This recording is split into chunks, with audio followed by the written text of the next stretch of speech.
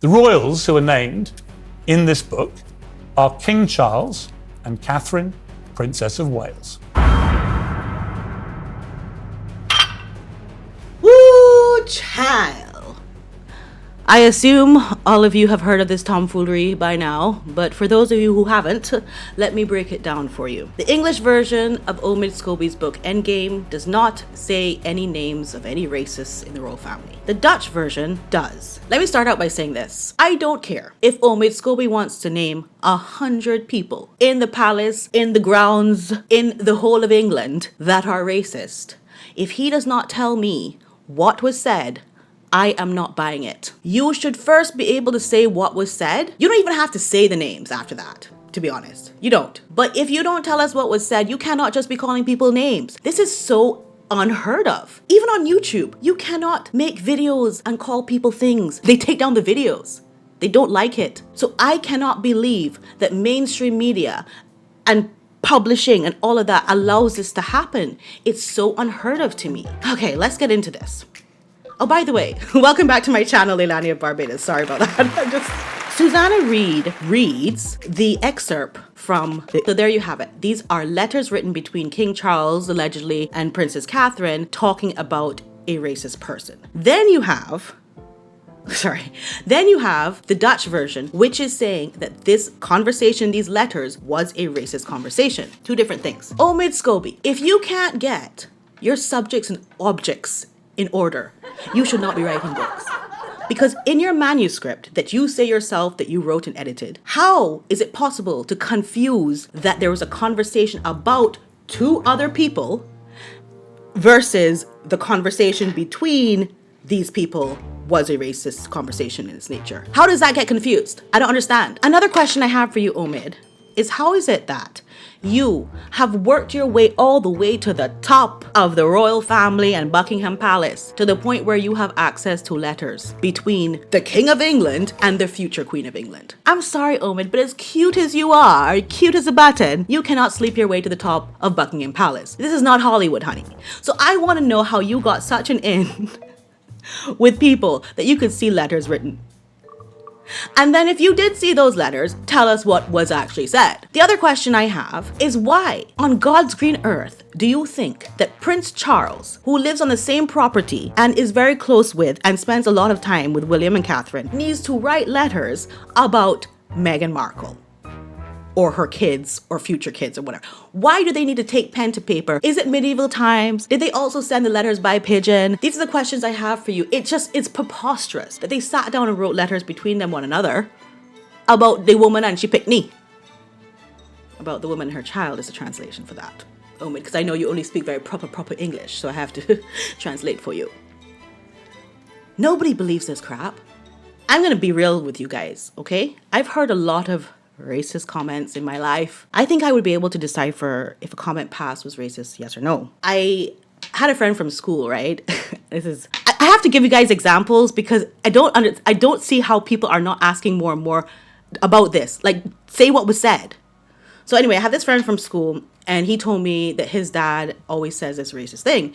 And I was like, what is it? And he was like, I don't want to tell you. And I begged him to tell me. I was like, I've heard a lot. You can tell me. It's not going to shock me. And he says his dad says, how do you know when an N-word is lying? And I said, well, how? And he says, when they open their mouths. And then he says his father would laugh and think he's this comedian, like he made the best joke of the century. Whatever. I basically never looked at his dad the same because it is a racist statement. First of all, you're using a slur, so it checks that box. And then you're also attributing an immoral act of lying, generally, to a race. So it's definitely a racist statement. And the fact that you don't want to tell us what it is and you keep perpetuating this two people in their senior royals people tells me that you're just slandering them and you really have no evidence. And what is even more crazy to me is that Meghan Markle had to admit in court that she indirectly or directly through her aides gave direction notes to Omid in his first book, Finding Freedom. So I don't know if these are notes from that first book that he's now using in this book, like he kept some material, you know what I mean, for round 2, or not. But it's quite obvious that Meghan has given him information. She also asked Prince Charles for an apology. Remember? In order for them to come to the coronation, she asked for him to apologize to her. And everyone was like, apologize for what? he doesn't know what he did. No one knows what he did. Why would he apologize for something he doesn't know what he did? Should King Charles apologize for walking you down the aisle because you were too ashamed of your overweight father? Should he apologize for bringing the entire black community of England into St. George's Chapel to sing soul sister songs so that you would look like you were actually admitting to your black heritage? What should he apologize for, girl? I think Meghan, in her mind, I know this sounds like she's a psycho, but that's not for me to say. But I think in her mind, she's so paranoid. She thinks that people don't like her. She's trying to find a reason. The thing about Meghan Markle is that she was never really out here in these publicity streets before. She was never under any kind of scrutiny, is what I'm saying, as a public figure, as a superstar. When she got with Harry is when she behaved in these awkward, weird manners and also very disrespectful, let's get real. And that's when she got scrutiny from the public. That was her first reality check, and it didn't go down very well with her because she's a narcissist and she did not understand why people would not like her because she's unlikable. She didn't say, oh my goodness, I'm obviously unlikable, let me try to change and make this go well because I have a really great opportunity here. So I think she's really paranoid. And so she's making up things around this paranoia, when really and truly, the only racist out here is Meghan Markle. Yeah? Why do I think she's racist, you might ask? Well, let me show you. She is so intimidated and uncomfortable around black people that she had to bring a black friend to interview the two African women on her podcast, the Nigerians. Remember? What? She brought a black friend? Who was the black friend she brought? She brought her other self black friend, the 43% Nigerian one. No, but follow me a second. Do you know like when your white friend says, come with me to the hood. I can't go to the hood by myself because I'm white. And so you have to come with me. Well, that's basically what she did. She was so uncomfortable being around black people that she had to bring a different persona to interview them. She couldn't just relate to them as herself, Meghan Markle. You know? She had to become a Nigerian. That to me is more racist than any evidence that we've seen, because we've seen no evidence of any racism in the royal family. And I was trying to brainstorm and think, if I was Catherine and I would say anything to Meghan or about Meghan and her pickney them, her children, I would probably say something like what we say in the Caribbean a lot. Don't talk about other people's children until you have your own. So if I heard Meghan Markle was pregnant and I was Catherine, I might say something like, now she's gonna know what it's like when somebody is cruel to your child and you're a mama bear and you cry and you get upset about it. She'll know now. Not saying that that's what Catherine said, but I'm just saying if there's any conversation around Meghan's pregnancy, that would be the only one, because she did make Catherine cry because she was cruel to Charlotte. And she has a reputation of being cruel to children and animals, apparently. I mean, it is what it is. But seriously, racist where? King Charles dancing with people, embracing black culture. You have Catherine going to Jamaica and the Caribbean dancing with people, even to the point where Willie was looking at her like, girl, if you don't settle down. I remember seeing that, and a sea of people, doesn't matter what color they are, that's intimidating. And she was just in there reaching for them as much as they were reaching for her, Catherine was. This is not a racist person. They are now trying to ruin the royal family's chances at a great career helping people with the Commonwealth and people of color. Just because you don't want to do it, don't ruin it for other people. Don't yuck other people's yum. They enjoy doing that. That's their public service. And you now want to get paid to stop them from doing voluntary work. That's so unfair. Somebody has got to be sued and there has to be some remedy for this. It's just not fair. You cannot go out there and lie on people without any kind of evidence whatsoever. And this two-bit fool, clown, omidscobie. I think Piersmorgan called him a client journalist. So let me just see what that means. A client journalist is a journalist who sees his job as decorating power or legitimizing power and taking the language of power rather than... Okay, so it's basically the opposite of an independent journalist. And yet he's able to come out here and be a mouthpiece. And he is always going to be called a mouthpiece. I don't care what you say, Omid. Everyone knows. You're a mouthpiece. In fact, I thought you were going to be this like mean gay friend of Meghan Markle at first. You know, like he'd be this harmless mean gay friend. Everyone needs a mean gay, okay? Like these two guys, I love them. Hey, Tammy's friends. These are Tammy's mean gays. Yeah, we're the new ones. So if you're feeling replaced, you should, because you guys were really bad at being friends. Honestly, with how hot she is now, we couldn't resist bringing her into our inner circle. Yeah, and the reason she chose us is because of how hot we are. Yeah. Let's be honest. And I thought he was going to be like, Meghan's too hot for the royal family. You know. She's snatched. I thought he was going to be like that, but he's actually a mean piece of work. He's vindictive. He's self-serving. He even is at the point here now where he's throwing his publishers under the bus for the... How are you sure...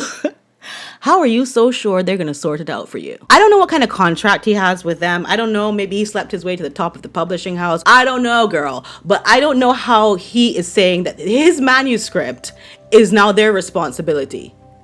Like, it's not a translation. Like, as I said, you should not be confused between the subjects and the objects of the conversation. Whether the people were talking about two races or whether the two people were the two races talking racist. That's what it comes down to. Those are two completely separate things. The Dutch journalist who broke the story, Rick Evers, he is saying that it's not even been pulled completely from the shelves in Holland. Books are still out there. Like, these houses cannot get their stuff together. I don't know if you remember in Spare, there was some confusion with the publishers too, where like, what do? They released Spare early in Spain or something, but nowhere else. I don't understand what these publishers are doing and why they can't get their act together when it comes to different countries. Otherwise, just publish the book in one language and done.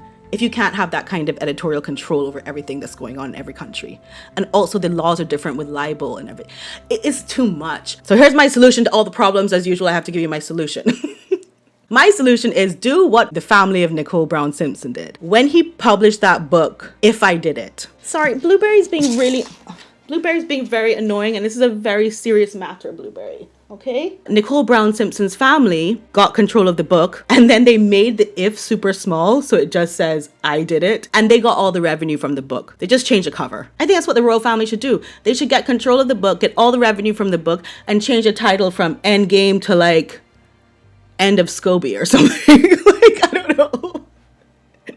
End of Scobie, written very small. I don't know. But yeah, I think that's what should happen. And especially Harry, he could also be involved in some of that revenue if he really didn't help him pen the book. And if Meghan did not give him any direction notes and all of that, yeah, he can be part of that too. And also Samantha Markle, you need to get his revenue from his book too, talking about you and how many baby fathers you have. But anyway, thank you so much for listening to me. I'm sorry I'm so flabbergasted today, but I know the Middleton family. I just want to say that. And I know that I can't speak for like the whole family because I only know some cousins of Catherine Middleton. They are not racist. In that class of people, the generation of Catherine, they're very educated people. They are very exposed and worldly people. And in that demographic, in that socioeconomic bracket in general in England, it is very rude to be racist. It's unmannerly and it shows bad breeding. So you're not going to find people like Catherine who are racist, basically, is what I'm trying to say.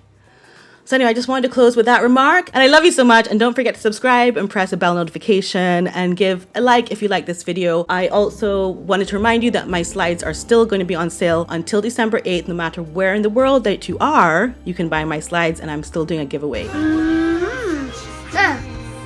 Bye.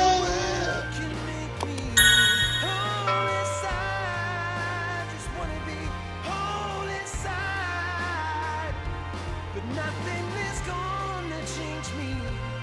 Nothing is gonna make me